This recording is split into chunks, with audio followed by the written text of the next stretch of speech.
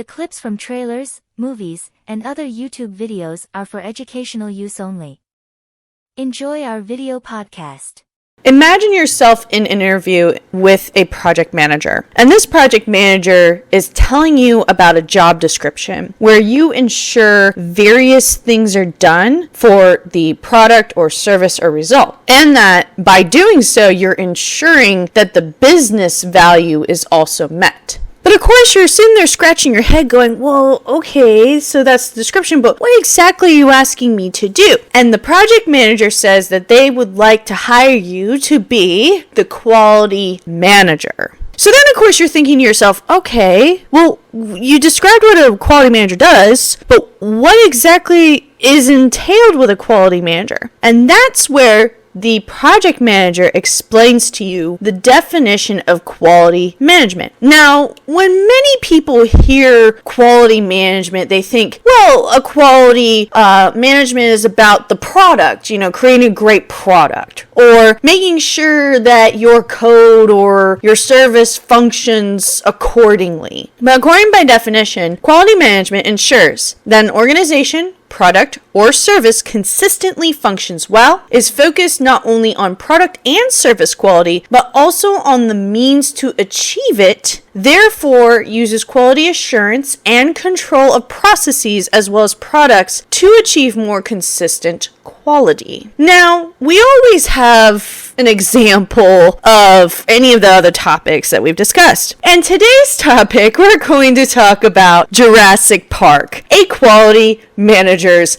nightmare. Now, we all know that Jurassic Park is where they brought dinosaurs back to life, basically, and wanted to make it into this interactive theme park, like a zoo, and basically see the creatures that roamed the earth hundreds of millions of years ago. But of course, everything goes wrong, which is, on the one hand, you're kind of like, oh, okay, you're on an island with all these dinosaurs that basically have no idea what century they're in. But then at the same time, there were a lot of other events that took place that caused all of that to transpire. And this is where we're going to talk about the three main points of why quality management is essential. The first is to establish structured quality checks, avoid quality inspections or evaluations, and the prevention of issues. Our first point as to why quality management is essential is that it establishes structured quality checks. Now, if you remember back in our Chernobyl video where we talked about how they have to establish processes and procedures that have to be followed thoroughly and precisely. Now, in quality management, it's a similar approach, but there's the one main difference is that quality says, okay,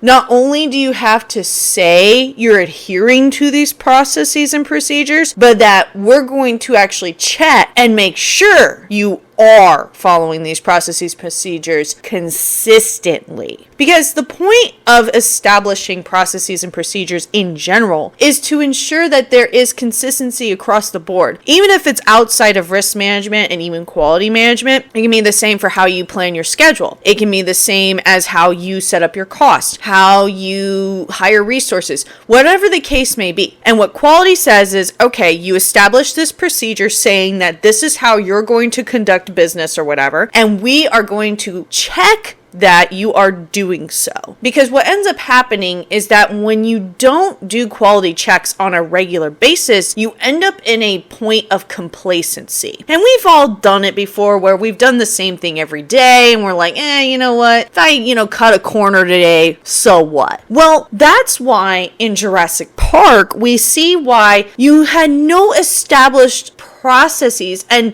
therefore no structured quality checks to ensure that things wouldn't go wrong, or, for the dinosaurs as an example, because the scientists claimed, we have made the DNA structuring in a way where the dinosaurs are all born a female and therefore they can't reproduce. But did anyone do a quality check to ensure that they can't reproduce? No. And what ended up happening? They were reproducing. Or another part of the quality checks is ensuring that dinosaurs aren't exhibiting intelligence, as another example with the raptors, where the hunter guy was kind of like, yeah, these raptors have been testing the fences to see what is weak and what is not, which of course led into the whole issues of them escaping. So this is why establishing structured quality checks on a regular basis ensures that you're not going to have issues in the future. It doesn't mean you can't avoid them completely, but it does ensure that you'll catch them quickly, which of course leads into our next point as to why quality management is essential. The second point to why quality management is essential is to avoid quality inspections or evaluations. Now, just as we talked about how when you establish processes and procedures, you're then able to establish the structured quality checks that you need in order to ensure that there is adherence to the policies and procedures. But when it comes to the inspections, it's a demonstration that you aren't following those policies and procedures as you should be, and therefore implementing those quality checks if you have to be inspected or evaluated. And we can think of many projects and instances even where if there was a quality process and procedure in place being followed accordingly, things would not have to be inspected, such as the Challenger space shuttle was one of those. And after the Challenger space shuttle, exploded, they had to do serious inspections as to what was going on and why this occurred. Of course, never mind the fact that the engineers had already warned NASA about it. But then another one could be 9/11, right? If all the different government agencies had spoken to each other and actually communicated, 9/11 could have been prevented. And in Jurassic Park, the overall story is that all these, renowned scientists are coming to Jurassic Park to evaluate its safety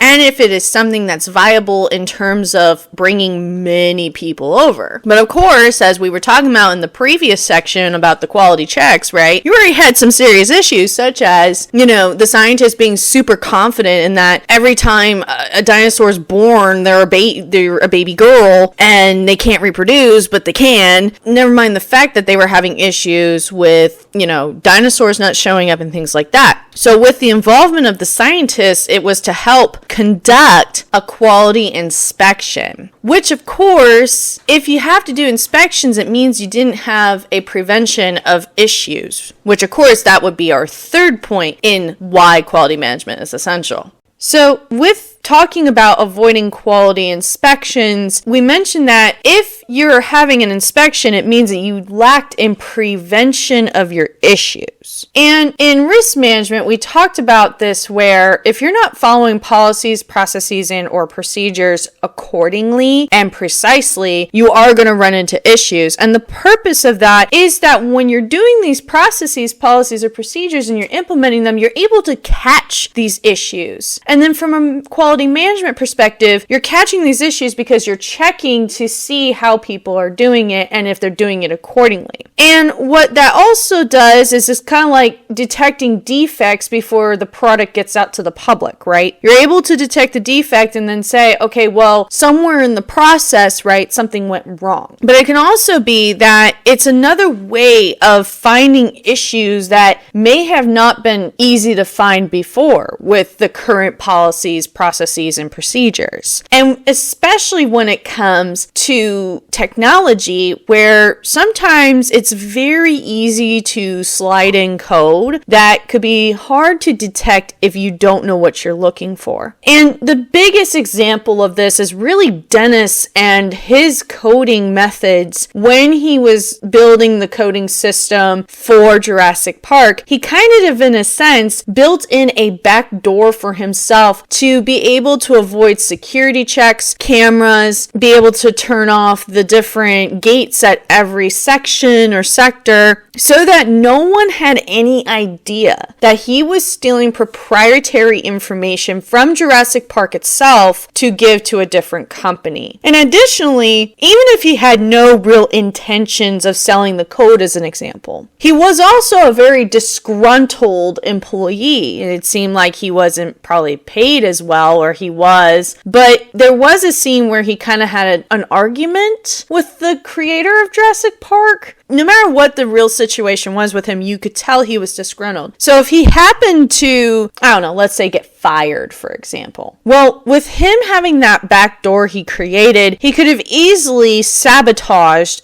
everyone and, of course, put everyone in danger of being exposed to these dinosaurs, and he could have just easily have done that with no question in his mind, just because it seems like that's part of his persona as a character in the film. And we always have to be mindful of that too. We've had many examples of where people have done things that led to a lot of bigger issues in the first place. And with that, that ends our video podcast. Thank you for joining me, and I will see you in the next video.